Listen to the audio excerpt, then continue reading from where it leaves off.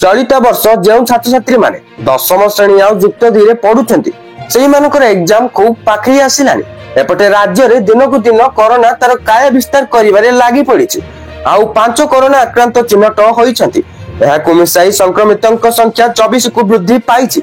तबे exam online mode रे हबो ना कैंसिल हबो एहाकु नै कोन आसीछि अपडेट चलंतु आज रे वीडियो रे हमें डिटेल्स जानिबा एवं ताहा जानिबा मध्ये जरूरी अटे।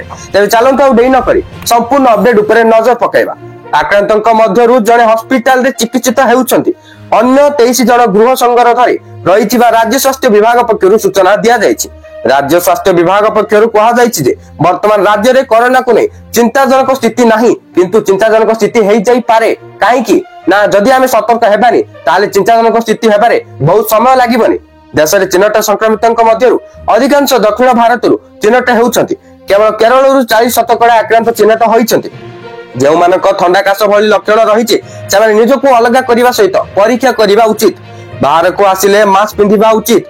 कोरोना को ने जन सचेतनतार आवश्यकता रहितिबा विभागीय अधिकारी सूचना देइछंती।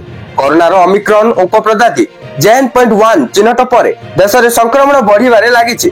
दक्षिण भारत रे आक्रांतक संख्या बढ़िबार प्राय मासक परे ओडिसा रे संक्रमित चिन्हट हेउछंती। तबे परीक्षा केमिति हबो ऑनलाइन रे हबो ना कैंसिल हबो एहा जो मु किछि समय आगु आपको कहउतली बर्तन एबे ता जानिबार समय आसी सारिछि।